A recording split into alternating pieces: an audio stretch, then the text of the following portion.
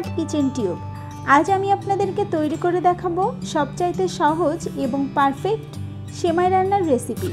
চলুন শুরু করা যাক। চুলায় একটা প্যানে 1 টেবিল চামচের মতো ঘি দিয়ে দিলাম। আপনাদের হাতের কাছে ঘি না থাকলে সয়াবিন তেল দিতে পারেন, তবে ঘি দিলে সেমাই দিয়ে একটা শাহি ফ্লেভার আসে। কিছুটা কাঠবাদাম কুচি করে নিয়েছি এবং কাজু বাদাম কুচি করে নিয়েছি, সেগুলোকে ভেজে নেব। আপনারা চাইলে চীনা বাদামও দিতে পারেন।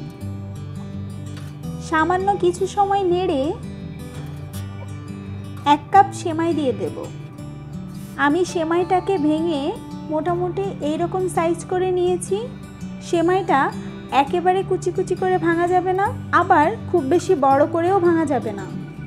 মোটামুটি এইরকম সাইজ করে ভেঙে নেবেন।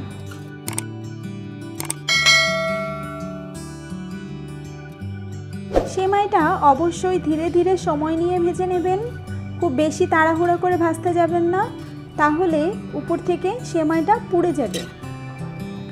সেমাইটা ভাজতে ভাজতে এর মধ্যে বাদামগুলোও ভাজা হয়ে যাবে। বাদামগুলোও সেমাই দেওয়ার খুব বেশি আগে দেওয়া যাবে না।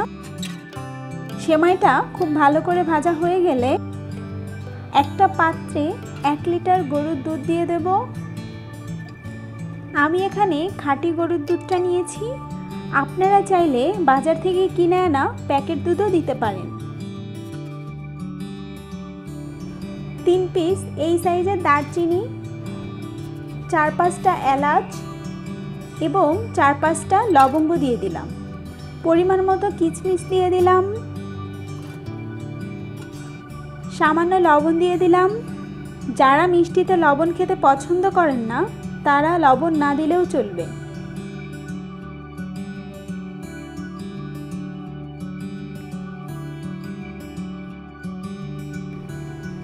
দুধটা যখন ফুটে যাবে সেই পর্যায়ে চুলার জালটা একেবারে লোতে রাখতে হবে এবং উপর থেকে যে সরটা উঠবে সেই সরটা কয়েকবার এভাবে করে ভেঙে দিতে হবে।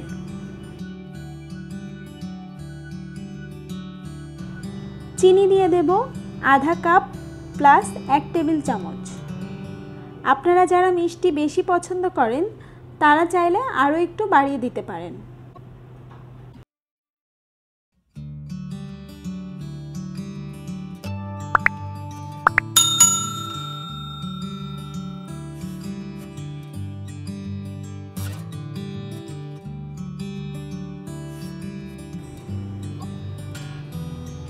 সরটা এভাবে ভেঙে দেওয়ার ফলে দুধের মধ্যে মালাই ক্রিয়েট হবে।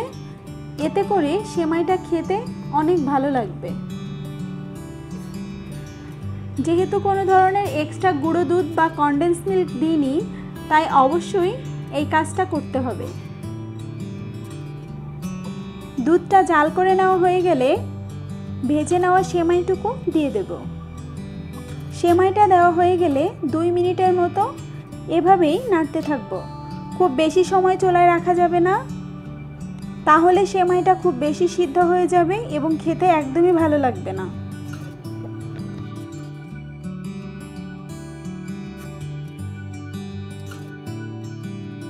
এখন কিছুটা পাতলা মনে হলেও সেমাইটা কিছু সময় রেখে দেওয়ার পর অনেকটা গাঢ় হয়ে আসবে, তাই পাতলা দেখে ভয় পাওয়ার কিছুই নেই।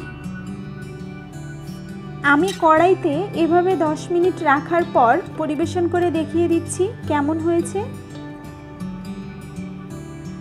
এই যে সেমাইটা ঠিক এই রকম হয়েছে।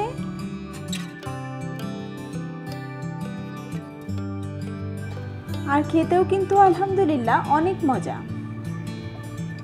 আশা করি আজকের রেসিপিটা আপনাদের ভালো লেগেছে, আর ভালো লাগলে আমার চ্যানেলটা অবশ্যই সাবস্ক্রাইব করবেন। আজকের মতো বিদায় নিচ্ছি। দেখা হবে আবারও নতুন আরেকটা রেসিপিতে।